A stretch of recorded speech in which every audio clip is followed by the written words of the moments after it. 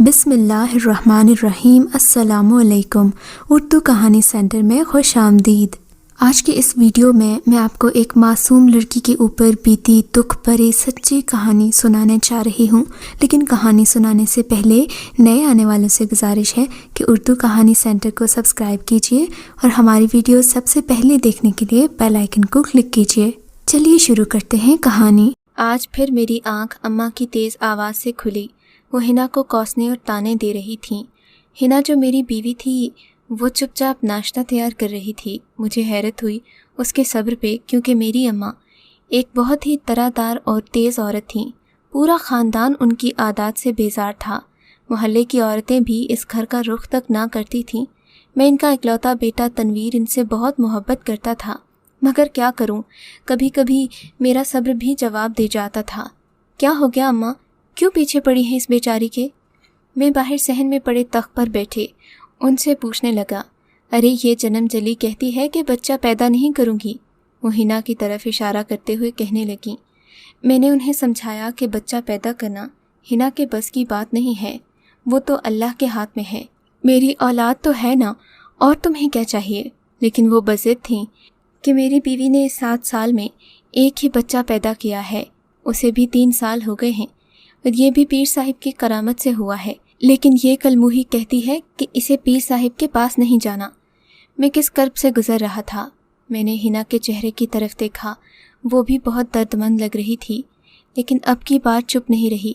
اس نے ہلکی سی آواز میں جواب دیا، اماں پیر تو مر گیا نا؟ اس کے سوال پر اماں کو پتنگے لگ گئے۔ ارے ان کا بیٹا تو ہے نا، چھوٹا پیر، وہ بھی چلا کاٹتا ہے۔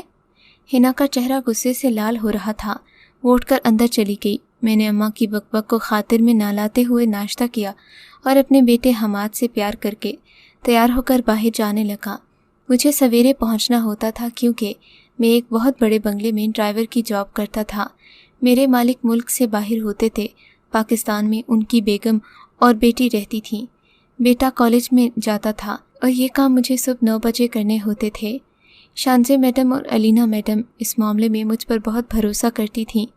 میں نے بنگلے پر پہنچ کر میڈم کے سامنے حاضری دی، کار کی چابیاں مانگیں۔ انہوں نے معمول کے مطابق مجھے باہر جانے کو کہا۔ نہ جانے کیوں وہ چابیاں بڑی رازداری سے چھپا کر رکھتی تھیں۔ مجھے کبھی علم نہیں ہوا اگر وہ کار کی چابیاں ٹیبل پر رکھیں گی تو انہیں کون چرا لے گا بھلا؟ خیر ان کی مرضی، میں کیا کر سکتا تھا۔ ان کی بیٹی 17 سال کی ہو گئی تھی، لیکن میڈم ابھی تک 25 سال کی لگتی تھیں، اور تھی بھی بہت خوبصورت۔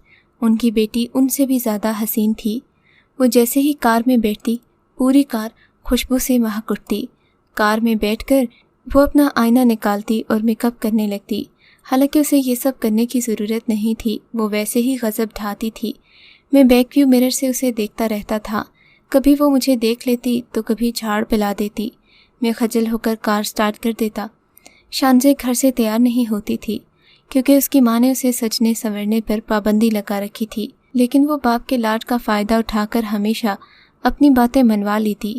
یہ سارے امیروں کے چونچلے تھے، ہم بیچارے تو دیکھ کر ہی رہ جاتے۔ گھر جاتا تو میری بیوی ہنا دوپٹے کا بکل مارے کام میں مصروف ہوتی۔ سچ پوچھیں تو ہنا بھی کسی میڈم سے کم نہیں لگتی تھی۔ اگر وہ اچھا پہنتی اور اوڑھتی تو سب سے پیاری لگتی۔ ہنا خاموش رہتی تھی، لیکن وہ شروع سے ایسی نہیں تھی۔ وہ شوخ و چنچل ہوا کرتی تھی، پورے گھر میں اس کی ہنسی کھنکتی تھی۔ لیکن پھر 1 سال تک جب اسے اولاد نہ ہوئی تو اماں نے تانے دے دے کر اس کا جینا حرام کر دیا۔ اب وہ چپ سی ہو گئی تھی۔ میں اس سے بہت محبت کرتا تھا، لیکن اسے وقت نہیں دے پاتا تھا۔ مجھے سارا دن بنگلے پر رہنا ہوتا، کیونکہ کسی بھی وقت ماں بیٹی کو کہیں جانا پڑ جاتا۔ اس بنگلے سے مجھے اچھی خاصی تنخواہ ملتی۔ میں یہ گھر نہیں چھوڑ سکتا تھا۔ مجھے یہ کام بڑی مشکل سے ملا تھا، ورنہ پہلے تو میں ایک ورک شاپ میں کام کرتا تھا جہاں کا مالک میرا خون چوس لیتا تھا، لیکن پھر مجھے یہ نئی نوکری مل گئی۔ یہاں پر چچا نے میری ضمانت دی تھی کہ اس کی حفاظت اب ان لوگوں کی ذمہ داری ہے جن کے ساتھ میں کام کرتا ہوں۔ بہرحال میں نہیں جانتا تھا کہ قسمت میرے ساتھ کیا کھیل کھیلے گی۔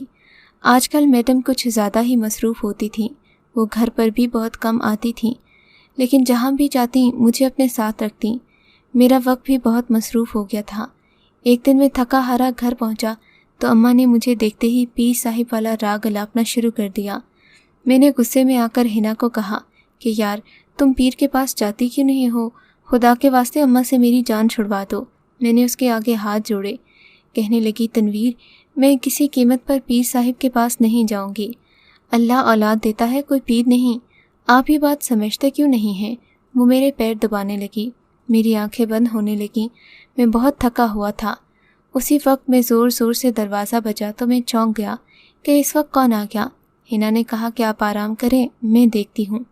वो गई तो वहाँ पुलिस खड़ी थी। मैं बाहर आया तो वो कहने लगे कि थाने चलो। मैंने कहा, मैंने क्या किया है? इंस्पेक्टर ने मुझे हथकड़ी पहना दी। कहने लगा, अभी पता चल जाएगा कि तूने क्या किया है। हिना और अम्मी के रोने की आवाज़ें आ रही थीं। मैं भी शदीद खौफजदा था कि आखिर मुझ पर क्या इल्ज़ाम था। थाने चलकर मुझे इल्म हुआ कि मैडम अलीना ने मुझ पर इल्ज़ाम लगाया है कि मैंने उनकी बेटी के साथ ज़्यादती की है। मैं सख्त हैरान था कि ये क्या हो रहा है। मैडम ने पुलिस को बयान दिया कि कई दिनों से वो काफ़ी मसरूफ़ थीं। कल रात जब वो अपनी बेटी के कमरे में गईं तो वो वॉशरूम में थी। उसके बेड पर इमरजेंसी बर्थ कंट्रोल पिल का पैकेट रखा हुआ था, जिसे देखकर मैडम खौफजदा हो गई। उनकी बेटी वॉशरूम से निकली तो माँ ने उसका मुंह थप्पड़ों से लाल कर दिया। कहा कि तुमने हमारी मोहब्बत और आज़ादी का ये सिला दिया है। मैडम तैश में अपना तवाज़ुन खोती जा रही थीं। तब शानसे ने अचानक रोना शुरू कर दिया कि मैंने कुछ नहीं किया, मेरे साथ रेप हुआ है, तभी मैंने ये पिल्स मंगवाई हैं। वो बात अधूरी छोड़कर रोने लगी। उसकी बात सुनकर मैडम ने उसे झंझोड़ा और पूछा कि वो कौन बदबख्त है जिसने मेरी बेटी के साथ ये सब किया। तब शानसे ने मेरा नाम लिया और कहा कि उसने मुझे अकेला पाकर मुझे कहीं का ना छोड़ा, और साथ ही ये भी कहा कि अगर किसी को बताया तो जान से मार दूंगा। वो सिसकते हुए बताने लगी।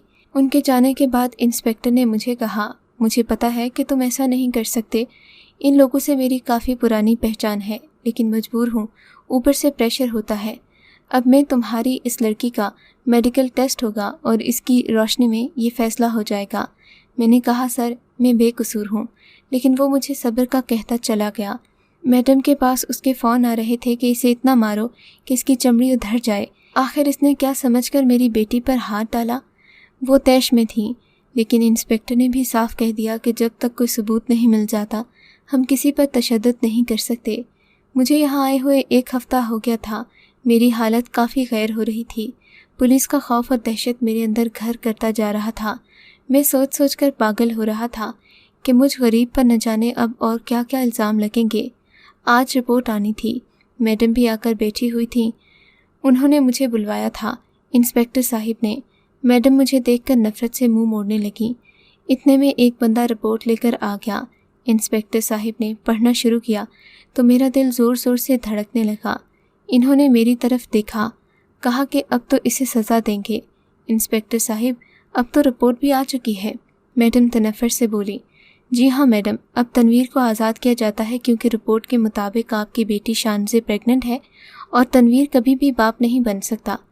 ये अल्फाज सुनकर मुझे ऐसा लगा कि मुझे किसी ने जलती हुई भट्टी में फेंक दिया हो और मैं उसमें जल जल कर खाक होता जा रहा हूँ। तनवीर कभी भी बाप नहीं बन सकता। मुझे अपने कानों पर यकीन नहीं आ रहा था। मैडम का जो हाल होगा होगा, लेकिन मैं उनसे ज़्यादा तकलीफ़ में था। मुझे चक्कर आया तो सिपाही ने मुझे थाम लिया। इंस्पेक्टर साहिब ने सिपाही को कहा कि इसे इसके घर तक छोड़ आओ नासिर, इसने बिला वजह 1 हफ़्ता जेल काटी है। तब मैडम शर्मिंदगी से मेरे सामने आई और कहने लगी, बेटा मुझसे गलती हो गई, अब शानजे को उसके किए की सज़ा भुगतने पड़ेगी। कल ही मैं उसे उसके बाप के पास भिजवा दूंगी। मुझसे ये लड़की मज़ीद नहीं संभाली जाती। मुझे मैडम की बातों से कोई लेना देना नहीं था। मैं तो जिंदा लाश की तरह खड़ा था। सिपाही ने मुझे जीप में घर पहुंचा दिया। मैं घर आया तो मुझे देखकर हिना खिल उठी, भागती हुई मेरे सीने से आ लगी। अल्लाह का लाख लाख शुक्र है आप आ गए। मैं ज़ब्त के बंधन खोता जा रहा था। मैंने उसे बालों से पकड़कर झटका दिया, एक तमांचा उसके मुंह पर मारा। वो अजीब वहशत से मुझे देखती जा रही थी। मैं उसे धक्का देकर अपने कमरे में आ गया और कुंडी लगा ली। सारी रात अंगारों पर लौटता रहा। हिना बाहर सहन में बैठी रही, जबकि अम्मा किसी पीर के आस्थाने पर गई हुई थी मेरी रिहाई के लिए। फजर की आज़ान हुई। मैंने दरवाज़ा खोला, वो नमाज़ पढ़ रही थी। मैं काफ़ी देर तक उसे देखता रहा। इतना पाकीज़ा चेहरा अंदर से इतना गलीज़ होगा मैंने सोचा भी नहीं था। वो नमाज पढ़ चुकी थी। मैं उसके पास बैठा उससे सवाल पूछा, तुझे ज़रा शर्म ना आई है ना? एक बार भी तुझे मेरा ख्याल नहीं आया? बता मुझे, ये किसका गुनाह है जो तूने मेरे सर डाला है? वो मुझे हैरत से देखे जा रही थी। फिर मैंने उसे ये सब बताया कि मेडिकल रिपोर्ट के मुताबिक मैं कभी बाप नहीं बन सकता। तो फिर हमारा पहला बच्चा किसकी औलाद है? मेरी बात सुनकर उसके चेहरे पर खौफ का साया लहराया। घुटनों में सर देकर रोने लगी। काफ़ी देर तक मैं उसे बुरा भला कहता रहा। वो हमेशा की तरह चुपचाप सुनती रही। मैंने कहा, तुम मेरी मुजरिम हो, तुम्हें हिसाब देना होगा। मैं ज़ोर से चिल्लाया तो वो भी ज़ोर से चिल्लाने लगी। नहीं हूँ मैं मुजरिम, मैं जानती हूँ कि जुर्म हुआ है, लेकिन मैं मुजरिम नहीं हूँ। वो एक एक लफ्ज़ चबा कर बोली। अब वो मुझे सब कुछ बताने लगी, जिसे सुनकर अच्छा था कि मैं पहले मर जाता। याद है आपको, हमारी शादी को 1 साल हुआ था, तब खाला ने मेरा जीना मुहाल कर दिया था। उठते बैठते मुझे आपकी दूसरी शादी की धमकियाँ देती थीं। मैं आपसे मोहब्बत करती थी, लेकिन जब आपका रवैया भी बदला तो मैं दंग रह गई। मुझे याद है उस दिन हकीम चचा ने आपको आकर समझाया था कि औलाद मर्द के नसीब में होती है और हिना बिटिया का कोई कसूर नहीं है, और तुम दूसरी शादी का सोच रहे हो। तब आपने कहा था कि ठीक है, तुम अम्मा का कहा मान लो और पीर साहिब के यहाँ चली जाओ। अगर उसके बाद भी तुम बांझ रही तो मैं दूसरी शादी कर लूँगा। उस दिन मैं बहुत लरस गई थी, मुझे खौफ आ रहा था। खाला मुझे पीर के आस्ताने पर ले गई। पीर ने ज़ोर ज़ोर से कुछ पढ़ना शुरू कर दिया। मुझे उस इंसान से वहशत हो रही थी। वो मुझे अजीब नज़रों से देख रहा था। माई, इस पर तो बहुत बड़ा आसेब है, चिल्ला काटना पड़ेगा। पीर अपनी भारी आवाज़ में बोला। जी सरकार, मेहरबानी होगी। खाला ने उसके सामने हाथ बांध दिए। बस अब तू चली जा, आगे मुझे देखने दे, आज रात ये यहीं रहेगी। इस बात को सुनकर मैं जल्दी से खड़ी हो गई। नहीं खाला, मैं यहाँ नहीं रहूँगी, मैं अपने घर जाऊँगी। मेरी बात पर पीर बोला, देखा, इसका आसेब इसे यहाँ नहीं रहने देगा। तब खाला ने मुझसे हाथ छुड़वाकर जल्दी से पीर साहिब के आस्ताने से बाहर आ गई। मजबूरन मुझे वहाँ बैठना पड़ा। काफ़ी देर तक वो मुझ पर कुछ पढ़ कर पानी फूंकता रहा। फिर न जाने क्या हुआ, मुझे कहने लगा कि ये पानी एक ही सांस में पी जाओ। मजबूरन मैंने पानी तो पी लिया। उसी वक्त मेरा सर चकराने लगा। मैंने देखा पीर साहिब दरवाजे की तरफ बढ़ रहे थे और फिर मेरा जिस्म सुन्न होता गया। मैं देख पा रही थी, लेकिन मैं कुछ भी कर नहीं पा रही थी। मैं बेजान हो गई थी। फिर मैं वहाँ से बर्बाद होकर वापस आ गई। मैं तो बोल भी नहीं पा रही थी। मैं किसी को क्या कहती? मुझे लगता था मेरी रूह नापाक हो गई है। पीर ने मुझे कहा कि खबरदार जो तुमने किसी को कुछ बताया, वरना मैं तुम्हारा वो हशर करूँगा कि याद रखोगी। जानती नहीं हो कि मैं कौन हूँ? कोई तुम्हारा यकीन नहीं करेगा, सब मेरी बात सुनेंगे। वो सच कह रहा था, कोई भी मेरा यकीन न करता, इसीलिए मैंने चुप रहने में आफियत जानी। और अब आप मुझे ही मुजरिम करार दे रहे हैं। मेरा मुजरिम आप हैं। मेरे मुजरिम आपकी माँ है, जिसने मुझे उस पीर के हवाले किया। वो सिसक रही थी।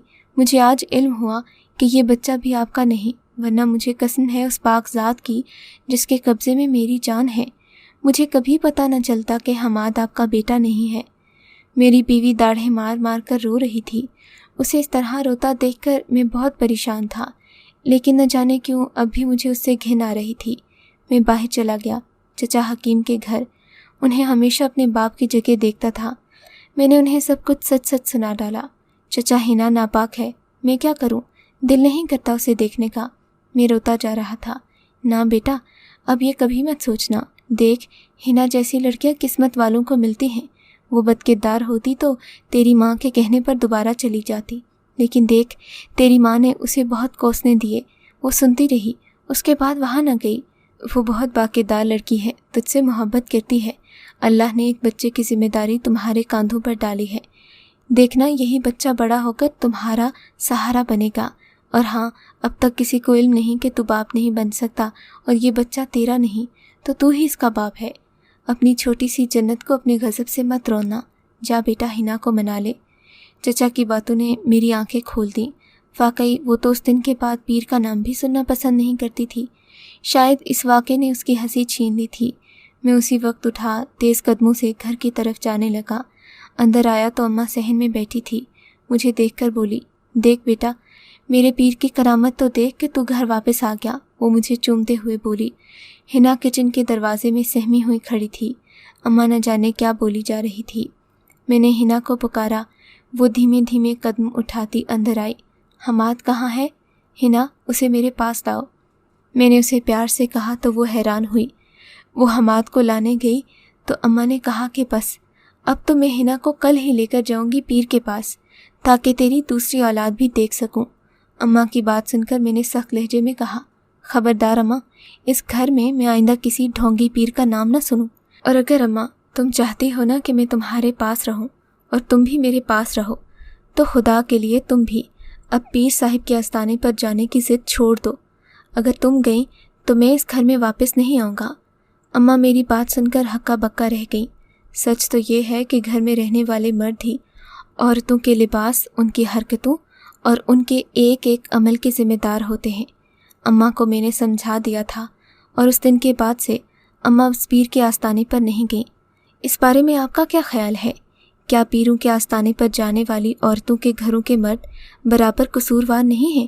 کیا انہیں ہوش نہیں ہے کہ ہماری عورتیں کہاں جا رہی ہیں، کس سے ملتی ہیں، کیا بات کرتی ہیں؟